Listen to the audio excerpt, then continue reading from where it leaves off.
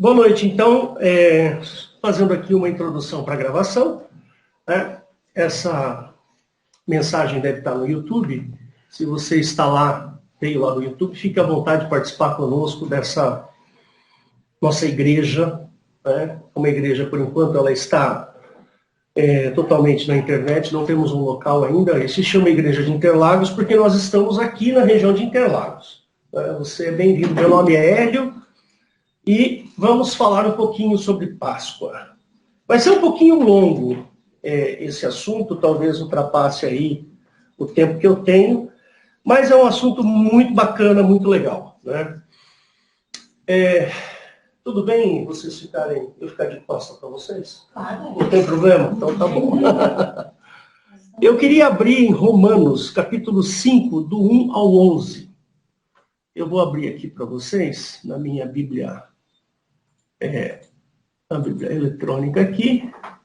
Então vamos lá para Romanos, capítulo 5, do 1 ao 11. Ele diz assim: para quem não está muito habituado com esse texto, eu vou tentar desmiuçar ele ao longo da nossa mensagem. Então diz assim: tendo sido, pois, justificado pela fé, temos paz com Deus, por nosso Senhor Jesus Cristo, pelo qual também temos entrada pela fé a esta graça, na qual estamos firmes e nos gloriamos na esperança da glória de Deus.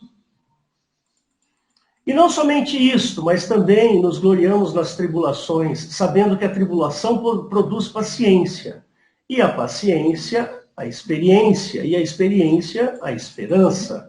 E a esperança não traz confusão, porquanto o amor de Deus está derramado em nossos corações pelo Espírito Santo que nos foi dado. Porque Cristo, estando nós ainda fracos, morreu a seu tempo pelos ímpios. Porque apenas alguém morrerá por um justo? Pois poderá ser que pelo bom alguém ouse morrer. Mas Deus prova o seu amor para conosco, em que Cristo morreu por nós, sendo ainda nós pecadores. Logo, muito mais agora, tendo sido justificado pelo seu sangue, seremos por ele salvos da ira. Porque se nós, sendo inimigos, fomos reconciliados com Deus pela morte de seu Filho, muito mais, tendo sido já reconciliados, seremos salvos pela sua vinda. E não somente isto, mas também nos gloriamos em Deus por nosso Senhor Jesus Cristo, pelo qual agora alcançamos a reconciliação. Muito bem, então tá aí, né? Nós até coloquei o título dessa mensagem como Páscoa, tempo de reconciliação. Antes eu quero fazer um briefingzinho rápido aqui sobre as questões da Páscoa, né? O que é a Páscoa? Depois a gente entra nas questões espirituais da Páscoa. A Páscoa, né, é uma festa tradicional judaica, né? Mas ela é uma comemoração cristã também. Daqui a pouco eu falo sobre o significado. E essa comemoração relembra a crucificação e a morte, e depois a ressurreição de Cristo. Ela tem origem no judaísmo e ganhou um novo sentido por causa da morte e ressurreição. O fato de Jesus Cristo ter morrido na sexta-feira antes da Páscoa, que nós chamamos agora de Sexta-feira Santa, né? Essa comemoração, ela possui uma data móvel, porque foi estabelecida pela igreja do século IV depois de Cristo, né? E o termo Páscoa, no português, significa passagem, né? Ela deriva do termo Pessah em hebraico, ou então Pachá do latim, ou mesmo Pascarra em grego. E para nós, essa palavra, né, sofreu uma corruptela e virou Páscoa para a gente, né? A Páscoa judaica, ela não tem uma origem muito boa, não é? Nenhuma origem muito boa. Por quê? Porque ela foi instituída justamente depois da 10ª praga, quando o Moisés estava com o povo no Egito. Logo depois que o anjo da morte passou por cima, né, do Egito, matando os primogênitos, né, naquela data foi instituída então a Páscoa. Né? E ela tem esse sentido de passagem. Né? Então a Páscoa judaica é uma comemoração que relembra a libertação do povo hebreu da escravidão do Egito. A realização da festa acontece por ordem enviada por Jeová a Moisés. A Páscoa judaica relembra a passagem do anjo da morte durante a execução da 10ª praga do Egito. Né? Por essa razão, a Páscoa para os judeus é chamada de Pessá, que significa passagem. Né? Tá certo? Depois ela ganhou outros contornos. Alguns contornos cristãos que a gente vai falar daqui a pouco. A Páscoa comemorada pelos cristãos, ela tem um significado diferente dessa comemorada pelos judeus. Né? Então, para você ver, né, a Páscoa ela é uma festa muito antiga. Então, essa Páscoa judaica, ela data ali de quase 2000 anos, ou talvez próximo de 2000 anos antes de Cristo. Então, nós estamos falando de uma festa de 4000 anos. 4000 é muito tempo, né? Que se passou. Né? Então, ela possui, então, um significado diferente dessa comemorada pelos judeus, apesar da festa cristã ter uma conexão com a festa judaica. Isso acontece. O real significado da Páscoa para os cristãos está relacionado à crucificação, à morte e à ressurreição de Cristo. Ressurreição, que é o que eu vou falar bastante daqui a pouco. Eu quero falar um pouquinho sobre o conceito de ressurreição. Né? Cristo, a ressurreição de Cristo, que segundo a tradição aconteceu ao 3º dia. Nós precisamos tomar cuidado, né? Não são depois de 3 dias. Tem muita gente que pensa que é depois de 3 dias. Não. Jesus morreu na sexta-feira, aí quase no finalzinho do dia. A gente não pode se esquecer que o dia judaico começa às 6 horas da tarde e vai até às 6 horas da tarde do dia seguinte.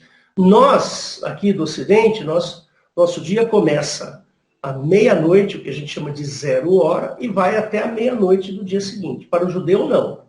O judeu começa às 6 da tarde e vai até o outro dia, até às 6 da tarde. E Jesus morreu perto das 6 da tarde, ficou morto todo o sábado e ressuscitou no domingo de manhã. Percebe? Logo no domingo de manhã. Então, estima-se que tenha sido um pouco mais de 24 horas que Jesus tenha ficado morto. Né? É isso que precisamos deixar bem claro, para que não sobre nenhuma dúvida sobre isso. Né?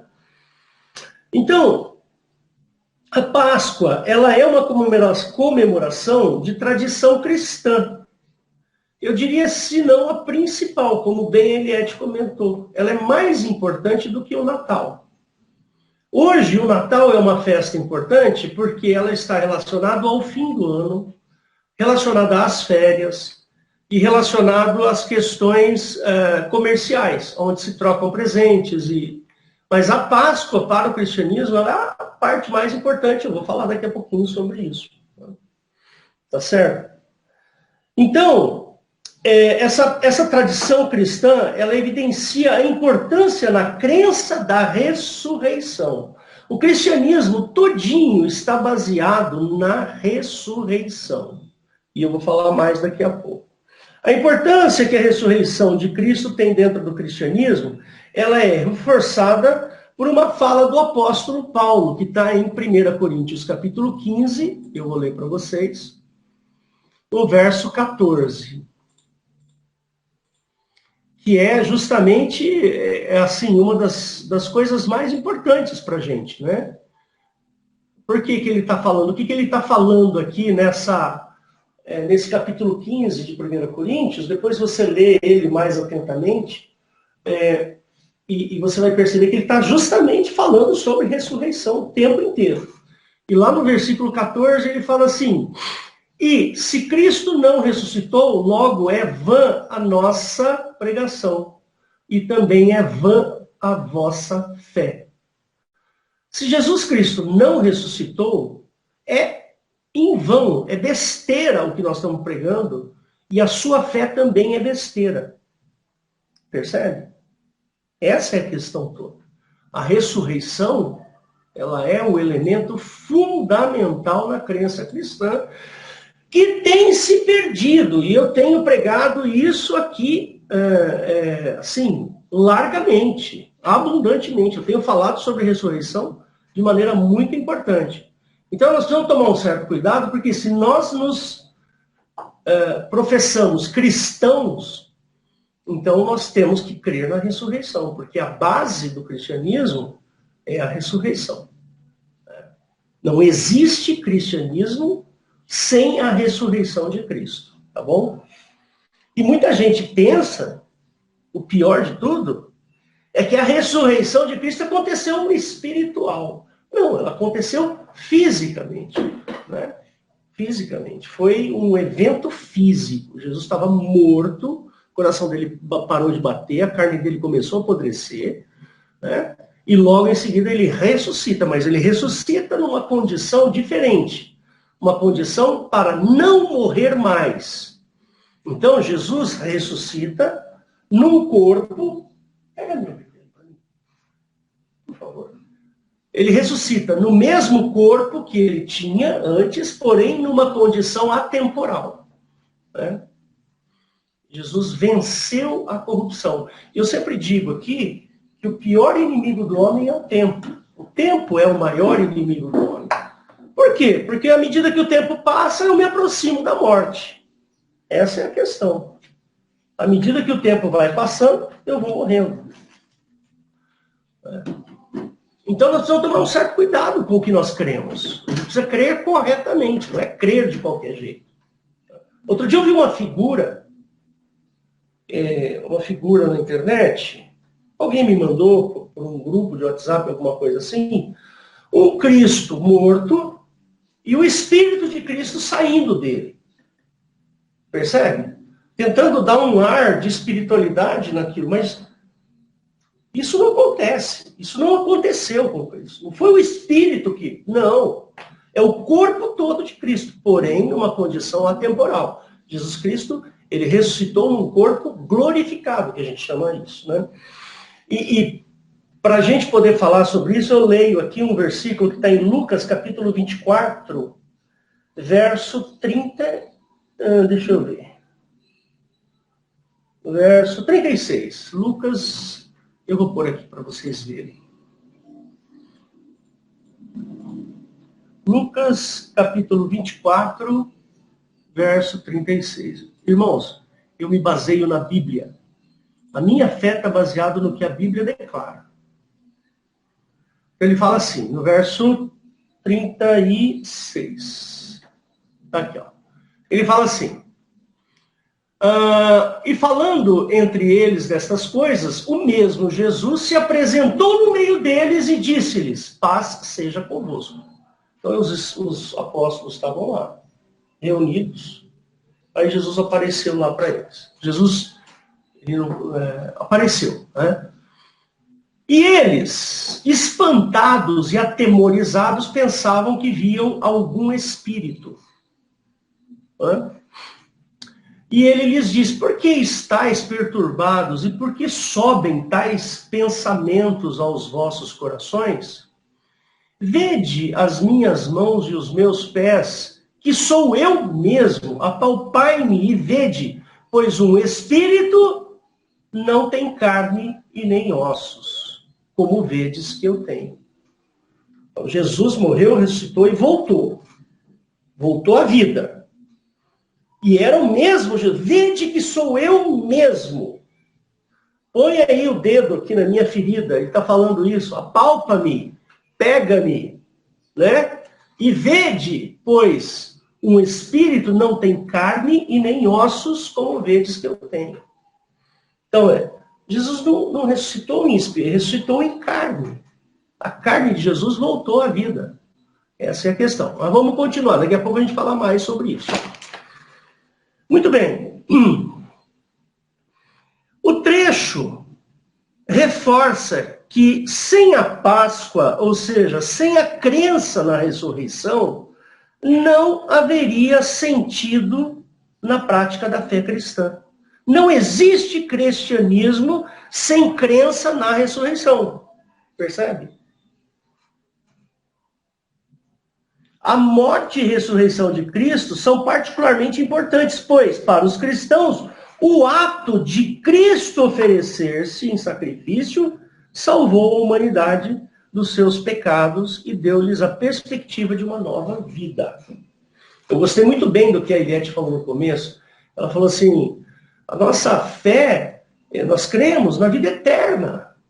E pode cair uma bomba aqui. E do outro lado, nós vamos viver a vida eterna. E eu já preguei sobre isso e vou falar um pouco sobre isso hoje.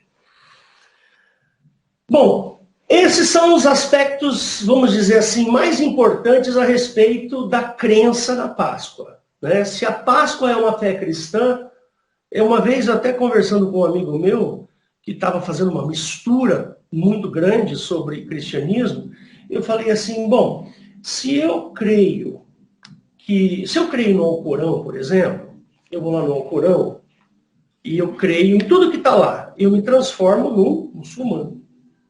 Eu não posso crer um pouquinho no Alcorão e um pouquinho na Bíblia. Não posso fazer essa mistura de coisas. Senão eu estaria inventando uma nova filosofia, uma nova religião. Por exemplo, se eu sou budista, eu tenho que crer nos ensinamentos de Buda. Totalmente. Do começo ao fim, senão eu não serei budista. E se eu sou cristão, se eu creio em Cristo, eu tenho que acreditar em tudo que foi definido por Cristo e pelos apóstolos. Não posso fazer essa mistura. Percebe? Então tá aí. Tem outros versículos que atestam aí a questão física de Jesus. Eu peguei só um pedacinho aí para vocês. Aí fica aquelas perguntas, né? Da onde surgiu o ovo de Páscoa? Da onde surgiu o ovo de chocolate? O coelhinho e tal, né?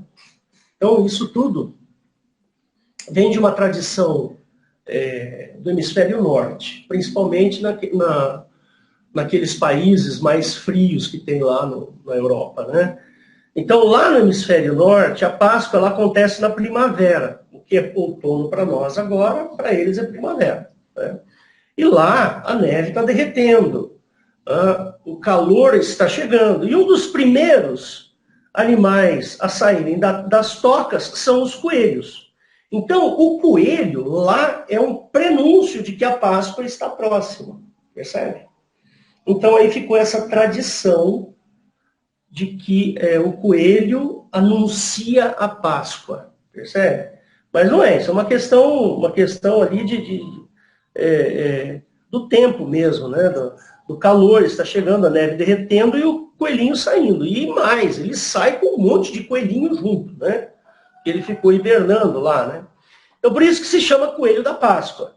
E os ovos, eles são de origem pagã. Ou seja, lá naquela região, davam-se ovos pintados. Então, pintava-se o ovo de galinha mesmo, pintava tal, e falava, olha o que eu fiz para você, um presente para você. Né? E fazia-se isso, então, nessa festa judaica. Né? Então, os ovos são de origem pagã, pois o ovo representa a vida e o renascimento. O ovo de chocolate surgiu na França, no século XVIII, tá? Por uma visão comercial. Ao invés de a gente dar ovos, vamos vender chocolate. Faz-se um ovo de chocolate, né, e pega um coelhinho para entregar o ovo de chocolate. Então, isso tudo, na realidade, são tradições, mas não tem vamos dizer assim, uma conotação espiritual. Isso é para criancinha, né? Mas o que eu quero falar?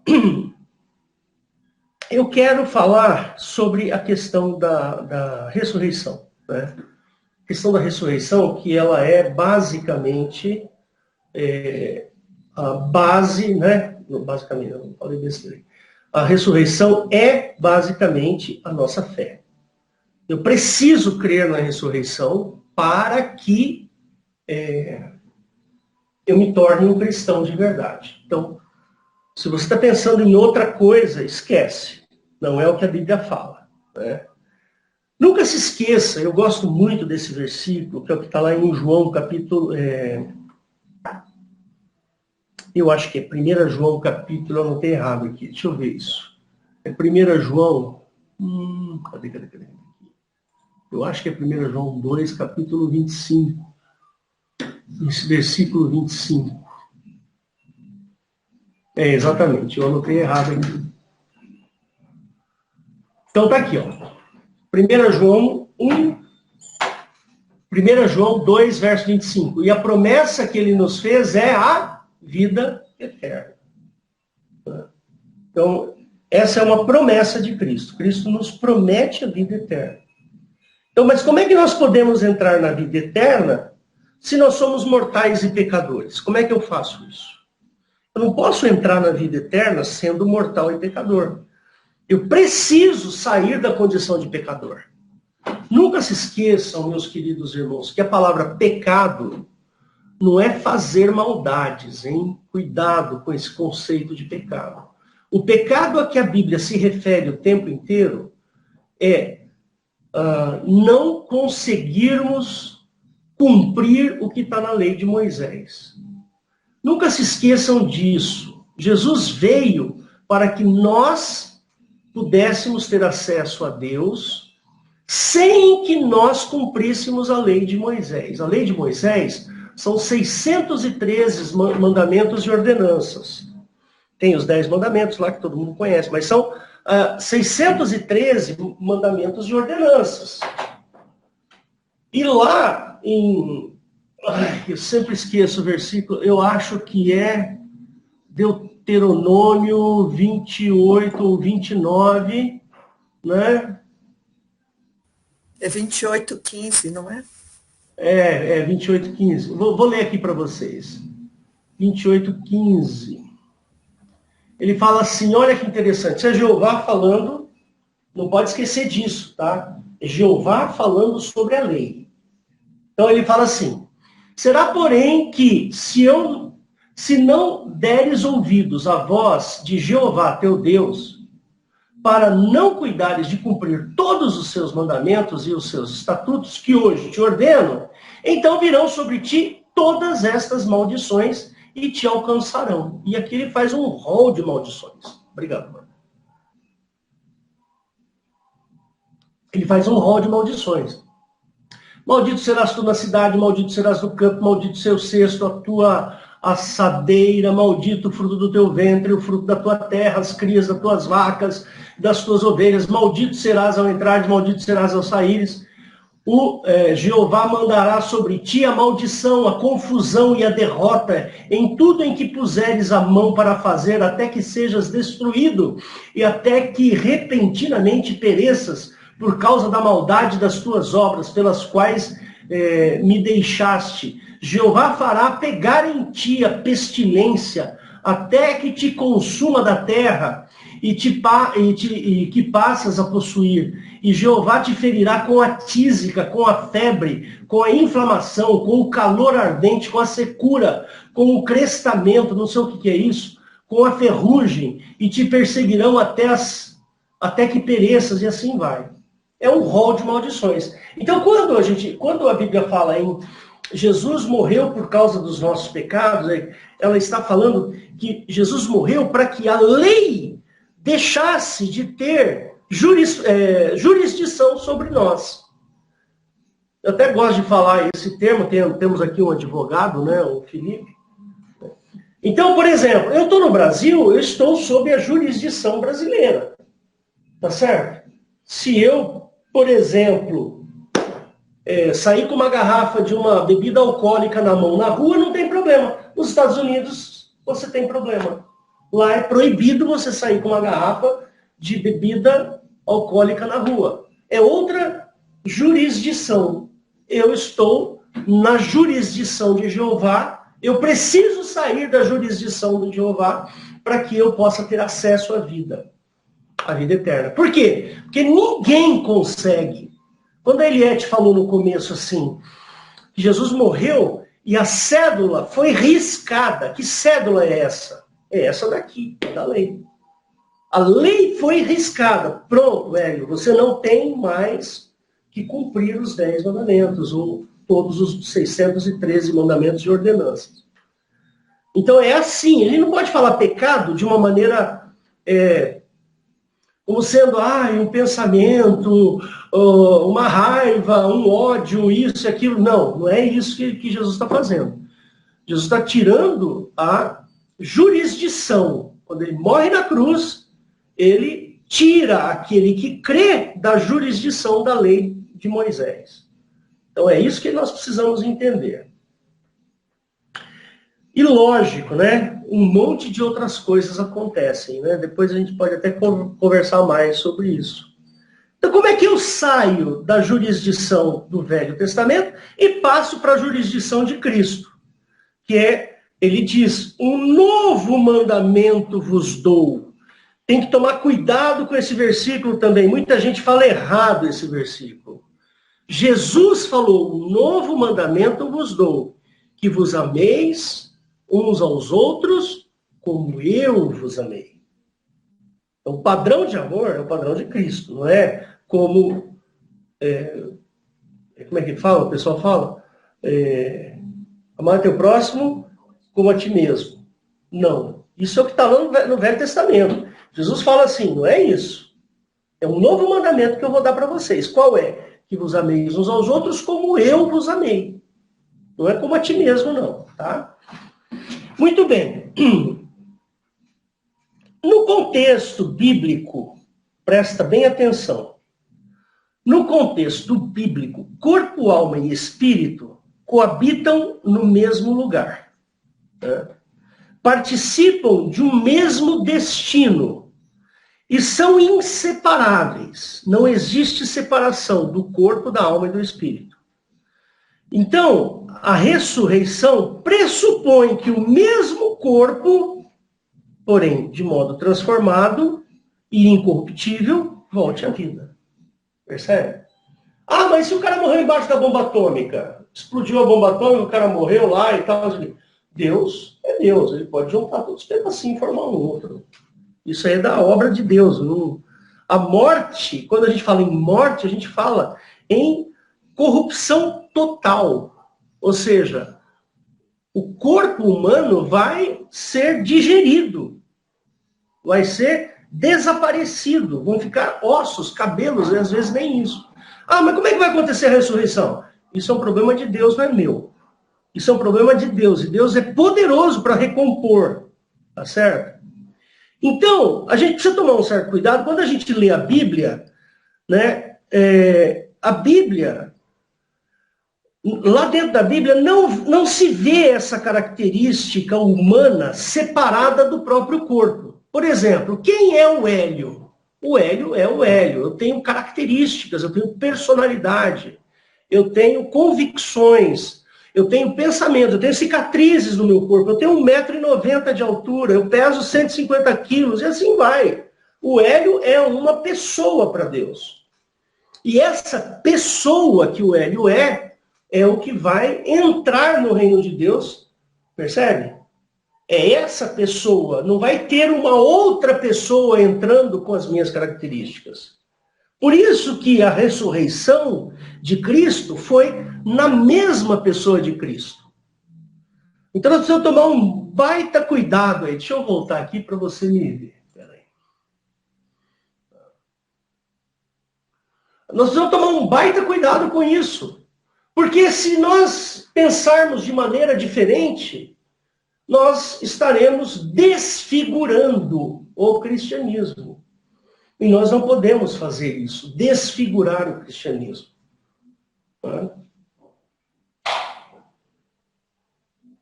Então, você que está me ouvindo aí, saiba o seguinte: quando você morrer, você vai ressuscitar.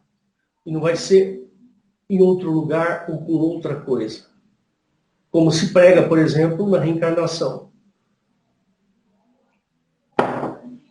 A teoria da reencarnação diz assim, que você morre, o seu espírito vai e de repente ele nasce em outra pessoa.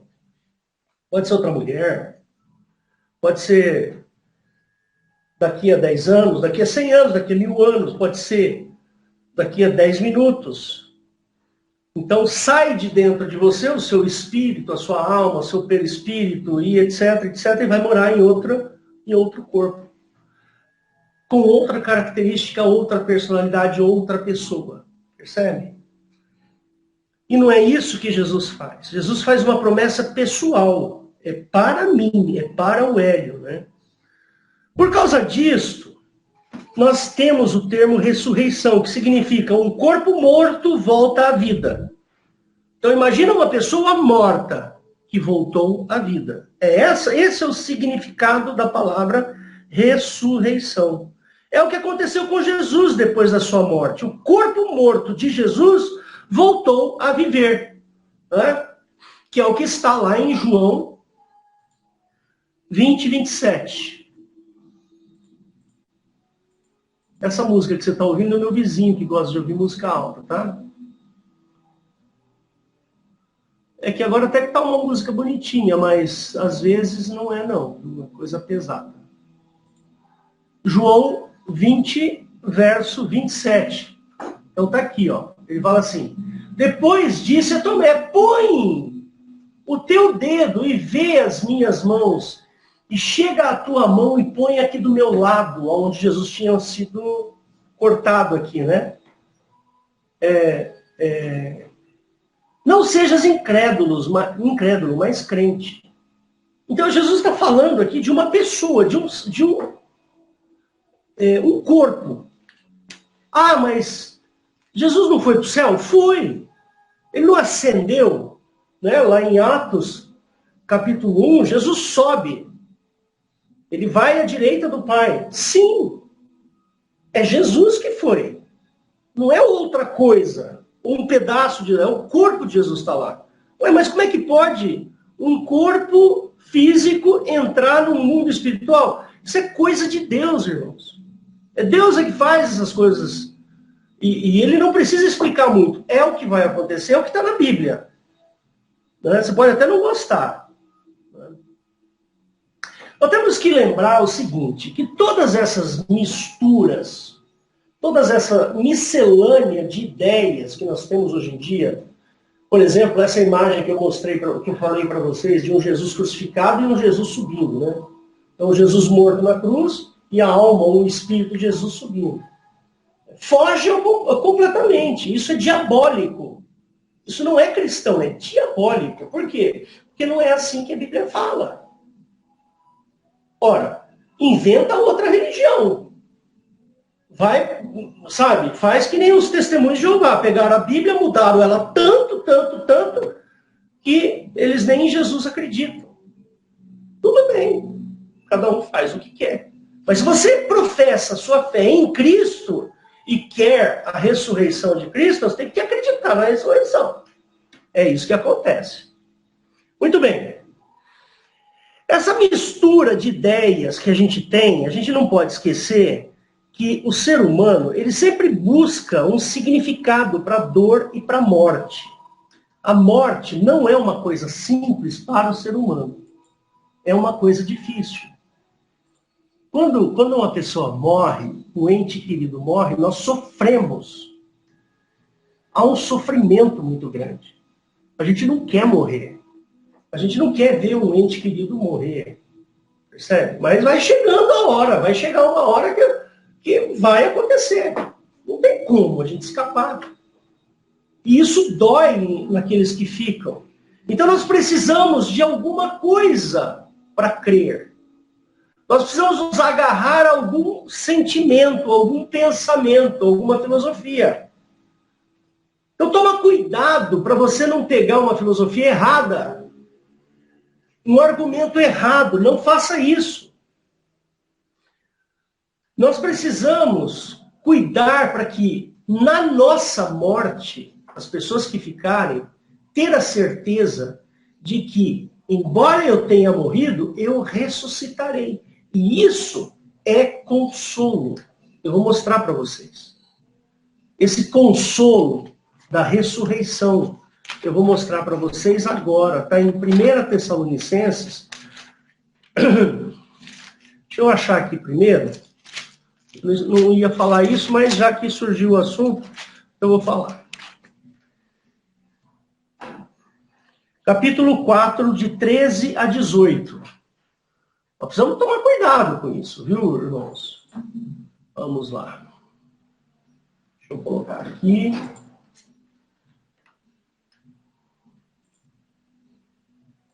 Conectar, compartilhar. Muito bem. 1 Tessalonicenses, capítulo 4. Isso aqui são palavras do apóstolo Paulo. Não é qualquer um que está falando, gente. Não é. Do verso 13 em diante. Não quero, porém, irmãos, que sejais ignorantes acerca dos que já dormem. Olha aí, Paulo tratando a morte como um sono. Para que não vos entristeçais. Paulo está falando, olha, não se entristeçam por aqueles que morreram fisicamente. Paulo trata isso como um sono.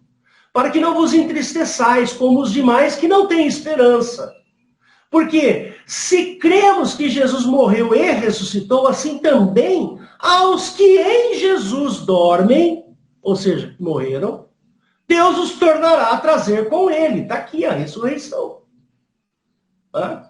Dizemos-vos, pois, isto pela palavra do Senhor, que nós, os que ficarmos vivos para a vinda do Senhor, nós não precederemos os que dormem. Porém, o mesmo Senhor descerá dos céus com alarido, com voz de arcanjo e com trombeta de Deus, e os que morreram em Cristo ressuscitarão primeiro. Então, o Hélio vai morrer num determinado dia, vai ficar morto até o dia do retorno de Cristo. É o que a Bíblia está dizendo, não é o Hélio que está dizendo, é a Bíblia que está falando. Depois, os que ficarmos vivos, seremos arrebatados juntamente com ele, nas nuvens, a encontrar o Senhor nos ares. E assim estaremos sempre com o Senhor. Portanto, olha aqui, ó, consolai-vos uns aos outros com estas palavras. Ou seja, a ressurreição é um consolo. Eu preciso preparar a minha família para que o dia que eu morrer fisicamente, ou eu dormir, como Paulo define aqui, a minha família seja consolada com isso, sabendo que eu vou ressuscitar. Percebe? Essa é a questão. É triste a morte, não tem a menor dúvida, mas é mais gostoso a gente olhar a morte como a expectativa da vida. Essa é a promessa que ele nos fez, a vida eterna. Pode explodir a bomba, que nem a Eliette disse, né? Pode explodir uma bomba, mas do outro lado vai ter vida. Gostei muito do que você falou, viu, Eliette? Muito bem. Continuando aqui. O ser humano busca explicações para fatos paranormais ou fenômenos físicos inexplicáveis.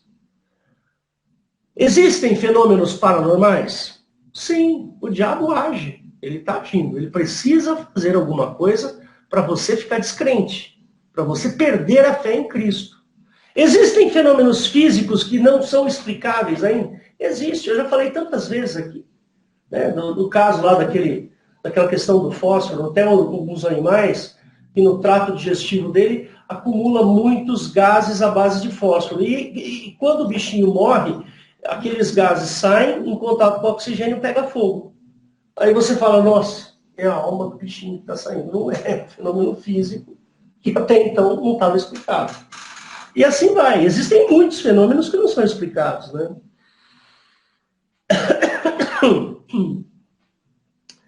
Um fato muito importante é que Jesus mostrou em várias ocasiões. O diabo atua direta ou indiretamente para aqueles que estão presos neste mundo. Então, toma cuidado. Por isso que lá em 1 João ou 2 João ele fala assim, né?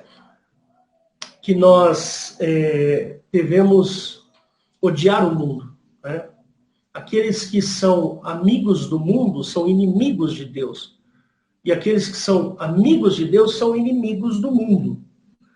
Então, toma cuidado, porque a nossa fé, ela não pode ficar submissa embaixo de coisas que nos impressionam. Nós precisamos tomar esse cuidado. Percebe? Existe tanta coisa que a gente vê na televisão, nos filmes, que acabam trazendo aí alguma má impressão, né? Eu tenho uma pregação minha, depois você procura aí, a gente pode até eventualmente falar sobre isso. Por que nós não sabemos se existe vida fora do planeta? Ah, mas lá no filme 4 de julho, Will Smith, assim, tal, veio uma nave espacial e papapá, e não sei o quê, e tem um monte de filme, tem um monte de coisa, percebe? Nós precisamos tomar cuidado. Por exemplo, ficção científica é ficção. Eu gosto muito de filmes de ficção, Star Wars, Star Trek, todos os filmes que tem aí, coisas relacionadas ao espaço, sabe? Eu gosto, eu curto pra chuchu isso aí. Mas eu sou físico. Eu fiz física. E eu vejo tanta asneira, tanta bobeira. Se eu ficar falando, mas isso não acontece, mas aqui não acontece, mas isso aqui tá errado, eu não vou assistir nada. Percebe? Então eu não posso simplesmente ficar aqui criticando um determinado filme que eu sei que é ficção científica. Percebe? Ficção é ficção, não é realidade. Depois você procura aí, né? Vamos falar sobre ETs. Acho que é o título da minha pregação. Você procura aí no YouTube que você vai achar. Eu dou uma explicação sobre essa questão dos ETs. Muito bem, vou dar alguns exemplos aqui de coisas que acontecem, né? Por exemplo, alma penada. Só de falar em alma penada, tem gente que já arrepia aqui a parte de trás, aqui assim, né? Isso não existe alma penada. A alma não sai do corpo depois que morre. A Bíblia não trata desse assunto. Percebe? A Bíblia diz da ressurreição, corpo, alma e espírito. Os três vão acontecer, são indissociáveis. Espírito imundo, demônio, presença maligna. Você já viu isso? Eu estou sentindo uma presença maligna. Expulsa, que é demônio. Não tem muito segredo. Os menos impressionáveis, por exemplo, vícios, né? Apegos, manias. Né? Então, o diabo usa isso para afastar você da presença de Deus. Né? Os tolos com religiosidade cheia de rituais e regras. Então, Jesus, ele nunca deixou um ritual, uma regra. Algumas coisinhas, o batismo, a Santa Ceia, e só. Não tem mais nada. Percebe? Para com isso. Nós temos que cumprir de maneira séria. Cumprir não, nós precisamos olhar o cristianismo de maneira séria. Não de maneira, vamos dizer, supersticiosa. Cristianismo não é superstição. Né? E um fato a ressurreição ela é descrita por Jesus e não discutida como forma de reencarnação. Jesus nunca nos prometeu uma nova personalidade, um corpo diferente, e sim a mesma personalidade em um corpo transformado. Essa é a promessa de Cristo. Você não vê na Bíblia essa questão de você ter uma nova personalidade, um corpo diferente. Não, isso não acontece. Né? Jesus nos promete um reino eterno e não um novo mundo. Toma cuidado com isso. Jesus não promete um mundo novo, ele promete uma vida eterna, diferente do Velho Testamento. Se você for olhar lá no Velho Testamento, principalmente Isaías, no último capítulo de Isaías, lá ele promete novos céus e nova terra. Jesus não faz isso. Jesus promete vida eterna. Percebe? Eu até costumo dizer, né? No caso da reencarnação, você nasce, vive e morre. Aí depois nasce, vive e morre. Aí depois nasce, vive e morre. Como se morrer fosse uma coisa gostosa, né?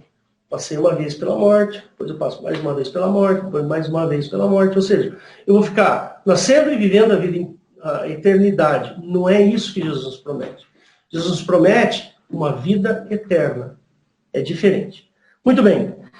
Jesus nos promete um reino eterno e não um novo mundo. Né? Um reino onde não haverá lágrima, dor, tristeza, pecado. Onde o tempo não transcorre, onde nós não envelheceremos e não adoeceremos, estaremos presentes com Deus e o seu Filho, eternamente. Por isso que é importante nós entendermos a Páscoa. A Páscoa perpassa por esses conceitos. Tá certo? Então vamos de novo, ó. Efésios 2:6. Vamos lá. Vou mostrar aqui para vocês. Efésios. Eu estou ficando ruim de vista, viu? 2:6. E nos ressuscitou juntamente com ele e nos fez assentar em lugares celestiais. É um reino. É um lugar celestial. Tá? 1 Coríntios 15:50. Quer ver que interessante? Eu já falei para vocês, leiam o capítulo 15 de 1 Coríntios para você entender um pouquinho mais sobre a ressurreição. E digo isso, irmãos, que a carne e o sangue, do jeito que a gente conhece, não podem herdar o reino de Deus, nem a corrupção herdar a incorrupção.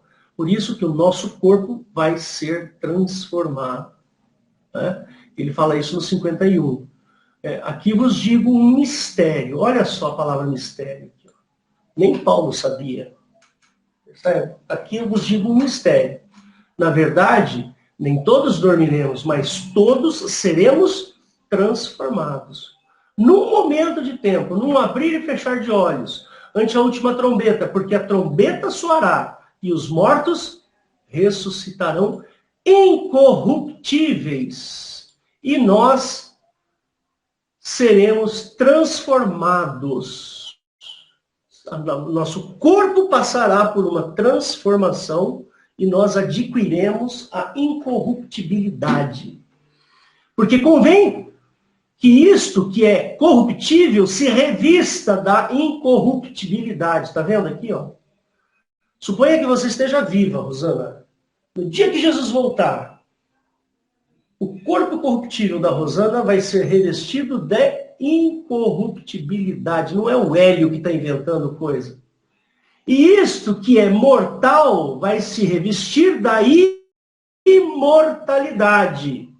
Então, cumprir-se-á a palavra que está escrita. Tragada foi a morte na vitória. Então, a partir daquele momento, quando Jesus voltar, os anos não se passarão mais, nós não envelheceremos, não sentiremos mais dor, mas seremos nós mesmos. Né?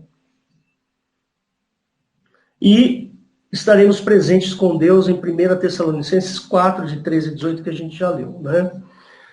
Agora, por que eu coloquei nessa mensagem a palavra reconciliação? Tempo de Páscoa é tempo de reconciliação. Tudo que eu falei até agora foram conceitos de cristianismo para nós, para que nós pudéssemos entender exatamente o que está acontecendo dentro da Páscoa. Né? A reconciliação, que a Bíblia nos trata, né? Nós vamos ler um texto daqui a pouquinho a respeito dessa reconciliação, é uma atitude de apaziguar, de organizar a paz. Reconciliar é fazer reatar laços rompidos ou nunca existentes. Né? É estabelecer a paz onde há probabilidade, com H, eu pus A sem H aqui, onde há probabilidade de violência, através da mudança de opinião ou de princípios. Isso é reconciliar. Então, para que nós sejamos cristãos, nós precisamos mudar os nossos princípios, assim como Jesus falou com Nicodemos. Nicodemos, né? Você tem que nascer de novo, porque tudo isso que você conhece, tudo isso que você tem como religião, o judaísmo, as crenças, os rituais, as liturgias do judaísmo, vai ter que desaparecer. Isso tudo tem que desaparecer. Jesus falou isso para Nicodemos. Você vai ter que nascer de novo. Nascer de novo significa, vou ter que aprender tudo novo. Tudo que eu sei não serve. Eu vou ter que aprender tudo de novo. Não, uma criança não passa por isso? Por um aprendizado novo? Né? A reconciliação foi efetivada por Cristo na sua morte e na ressurreição a favor do homem. Pois a lei, pela lei, não havia possibilidade de estabelecermos a conexão do homem com Deus. Então, a lei não permite isso. Que é a tal da jurisdição que eu falei para vocês. Vamos ler lá em Colossenses 1, de 19 a 23. Colossenses 1, de 19, ele fala assim: porque foi do agrado do Pai que toda a plenitude nele habitasse, e que, havendo ele feito a paz pelo sangue na cruz, por meio dele reconciliasse consigo mesmo todas as coisas, tanto as que estão na terra como as que estão nos céus. E vós também, que noutro tempo éreis estranhos e inimigos no entendimento pelas vossas obras más, agora, contudo, vos reconciliou. Aí, no corpo da sua carne, pela morte, para perante ele nos apresentar santos, irrepreensíveis e inculpáveis. Se na verdade permanecerdes fundados e firmes na fé, e não vos moverdes da esperança do Evangelho, que tendes ouvido, o qual foi pregado a toda criatura que há debaixo do céu, e do qual eu, Paulo, estou feito ministro. Então tá aí. Aprovado. Você quer a vida eterna? Você quer entrar nos céus? Você quer ficar com Cristo? Então tá aí. Esse é o caminho. Esse é o caminho que nós temos que seguir. Não tem outro. Não tem atalho. Jesus falou assim: eu sou o caminho, a verdade. Ele não falou assim: eu sou um dos caminhos, uma das verdades. Ninguém vem ao Pai senão por mim. Então, é muito claro, isso tem que estar muito claro na mente do cristão. O cristão não pode passar a vida achando que morreu vai para o céu. Ninguém vai para o céu depois que morre. Só vai para o céu depois que ressuscita. Só vai ficar com Cristo depois da ressurreição. É o que a Bíblia diz, não o Hélio. As nossas atitudes nos levam a ficar distante de Deus. A natureza humana pende para o mal. Os nossos pensamentos são viciados. A vontade humana precisa de um limitador. Porque nós temos uma tendência natural para o mal. E Jesus tornou-se homem para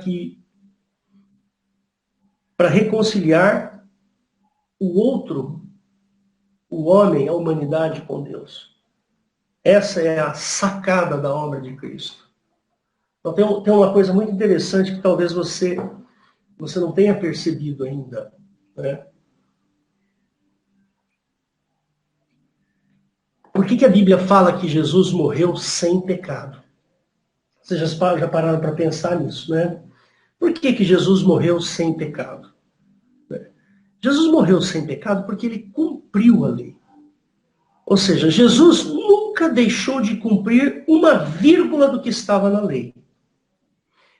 E tem um detalhe, eu sempre falo isso aqui para vocês. Né?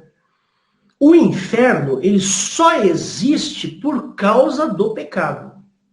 Não existe outro lugar para você ir que não seja o inferno.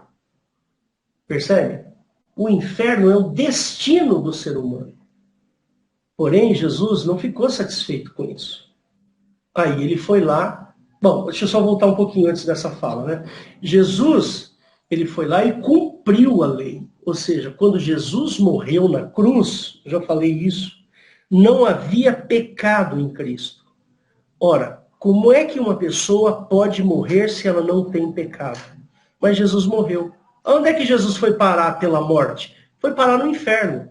E por que Jesus ressuscitou? Justamente porque ele, não tendo pecado, ele não podia morrer. Ele não podia ir para o inferno.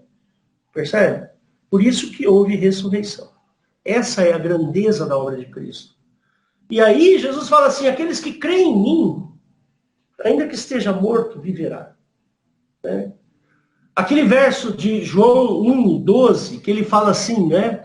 João 1:12, verso clássico, famoso, né? Que ele fala assim, mas todos quanto receberam, deu-lhes o poder de serem feitos filhos, aos que creem no seu nome. Ou seja, basta crer, é isso que a Bíblia está dizendo. Se você crê em Cristo, você aceita a obra de Cristo na cruz, pronto, você tem o poder, você acaba de receber o poder de ser feito filho de Deus. É assim que funciona, herdeiros e co-herdeiros com Cristo.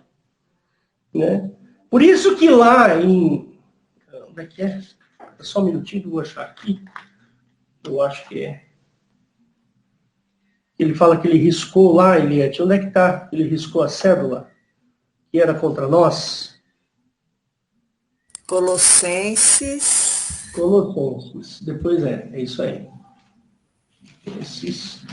É isso aí. Que está...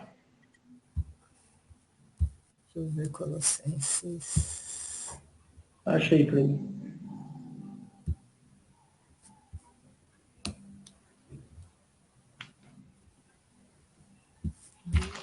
Só um minutinho, meus irmãozinhos queridos.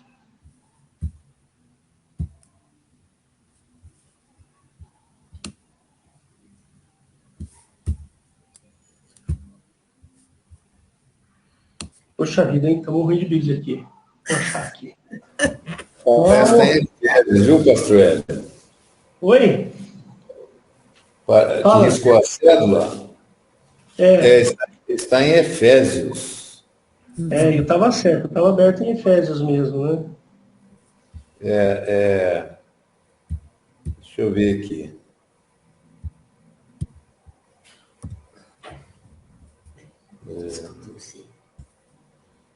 Achei aqui. Colossenses 2,14. É isso aí, 2,14. Justamente, é isso aí. É muito interessante esse capítulo aqui de Colossenses 2. Né? Se a gente ler lá do 12 em diante, vamos ver aqui. Colossenses 2:12. Em Colossenses. É Colossenses? Não, Efésios. Efésios 2:12 em diante. Ele fala assim... vamos aqui do 11, né? Portanto, lembrai-vos de que vós, noutro tempo, erais gentios na carne, e chamados de incircuncisão, pelos que na carne se chamam circuncisão feita pela mão dos homens.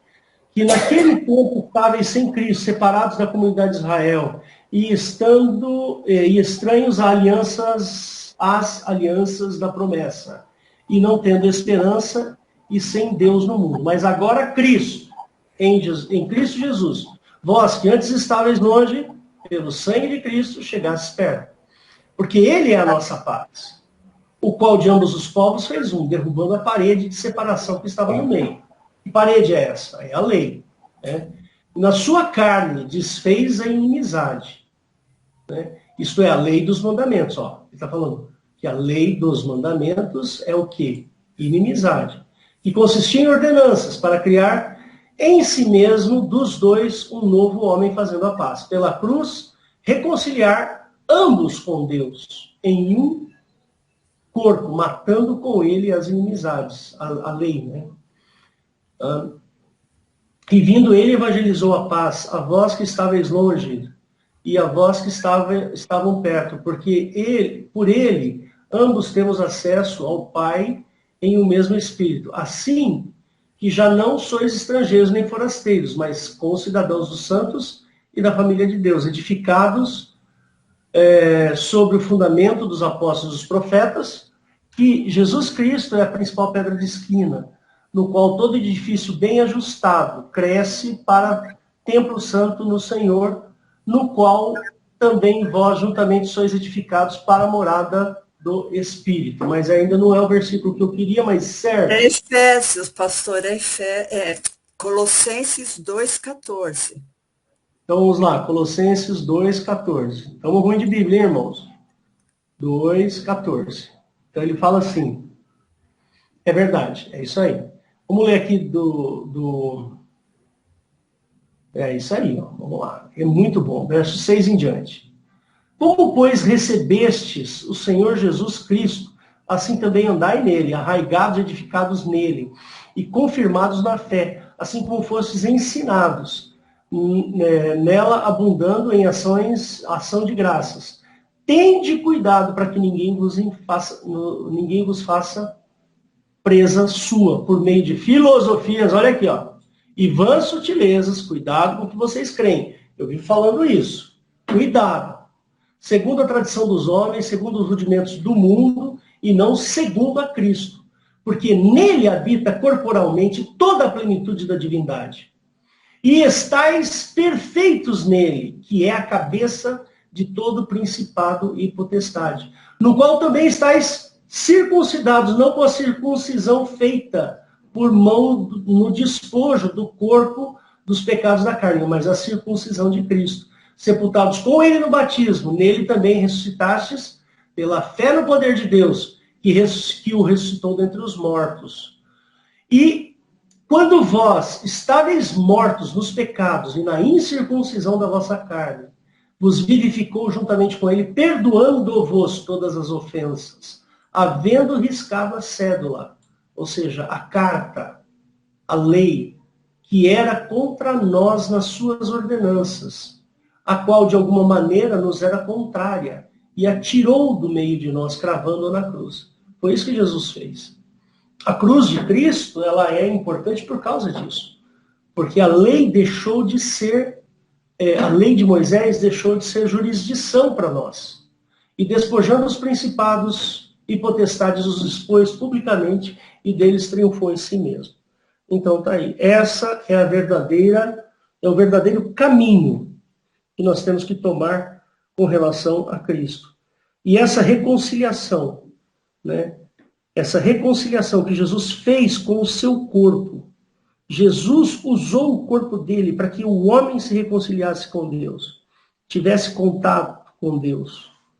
Ele precisou ser homem. Por que Jesus precisou ser homem? Ele precisou ser homem para saber as necessidades humanas. Jesus em tudo foi tentado, mas ele não cedeu às tentações, ele não pecou. Então ele conheceu as fraquezas humanas. Ele conheceu a corrupção humana. Né? Ele matou a morte. Reconciliar, queridos, implica em passar por cima dos nossos sentimentos. Jesus fez isso. Jesus teve um determinado momento que ele estava tão intensamente sobrecarregado que ele falou, Senhor, né, Pai, afasta de mim esse cálice, mas não faça a minha vontade, faça a sua. Né? Então, nesse momento, ele não estava demonstrando fraqueza, ele estava dizendo assim, olha, esse corpo aqui não vai aguentar. É isso que Jesus estava dizendo. Mas eu vou fazer a sua vontade, faça a sua vontade. Então, nós precisamos passar acima dos nossos sentimentos, como Jesus fez. Eu até passei uma mensagem hoje para vocês, né? Nessa mensagem eu falei assim, passa por cima das mágoas. Se você tem mágoa com alguém, passa por cima. O perdão, ele está acima da mágoa. Né? Às vezes, a mágoa impede de que nós venhamos a, vamos dizer assim, perdoar. Mas nós não podemos ficar magoados. A gente pode ficar magoado, claro. Existem coisas que magoam, não tem a menor dúvida. Mas se nós nos firmarmos no amor de Cristo, né, Jesus poderia ter subido na cruz com um monte de mágoas. Ele podia ter subido lá, foi cuspido, ele foi massacrado, furaram o corpo dele, fizeram horrores, ele apanhou que dá até arrepio só de pensar o quanto Jesus apanhou para chegar naquela cruz. Ele podia subir lá e falar assim, eu estou magoado com os meus irmãos, porque os meus irmãos não me defenderam e tal. Não, o pensamento de Cristo naquele mesmo momento falou assim, Pai, perdoa-os porque eles não sabem o que estão fazendo, eles não sabem o que fazem. Então é importante que na Páscoa a gente venha pensar sobre isso, né? Sobre perdão. Eu recebi perdão. Eu recebi perdão. E eu tenho que perdoar, sempre. Existem mágoas no coração do Hélio? Existe, mas eu vou passar por cima de todas elas. Eu vou passar. Eu estou aprendendo com Cristo a passar por cima das mágoas. Então não se esqueça disso, eu estou quase terminando aqui. Né? Reconciliar-se é se esforçar ao máximo, até o impossível. Foi nos dado o ministério da reconciliação. Né? Esse ministério da reconciliação. Eu vou abrir aqui para você que esse versículo é muito interessante. 2 Coríntios 5,18. 2 Coríntios 5,18, ele fala assim, olha só. 18 e 19. E tudo isso provém de Deus, que nos reconciliou consigo mesmo por Jesus Cristo e nos deu o ministério da reconciliação. Verso 19. Isto é, Deus estava em Cristo reconciliando consigo o mundo, não lhes imputando os seus pecados, e pôs em nós a palavra da reconciliação. Então nós temos esse ministério de reconciliação. O que é o ministério de reconciliação? É o ministério do perdão. Você está magoado com alguém? Tudo bem, a mágoa é uma coisa que está dentro da alma humana, está dentro do sentimento humano, né? Mas passa por cima da sua mágoa e perdoe, como Jesus Cristo perdoou. Se nós mudarmos o foco da nossa humanidade, não olhar para a nossa humanidade, mas olhar para a divindade de Cristo, nós seremos revestidos de Cristo. E ser revestidos de Cristo é adquirir as características de Cristo, a paciência de Cristo, o amor de Cristo. Então, a nossa Páscoa implica em amar ao próximo e levá-lo a Cristo. Amar a nossa família e levar a nossa família a Cristo. Isto é Páscoa. Isto é reconciliação. Reconciliar implica em deixarmos a nossa oferta no altar. Deixa o seu coração no altar. Oferta aqui não é dinheiro, não. Tá? Pense nisso. Né? O que é mais difícil, né, para nós, o que é mais difícil? É perdoar. Perdoar é uma coisa, complicadíssima. Se a gente não for treinados no perdão, né? Por isso que família é bom. Porque dentro da família, né, dentro do lar, acontecem coisas.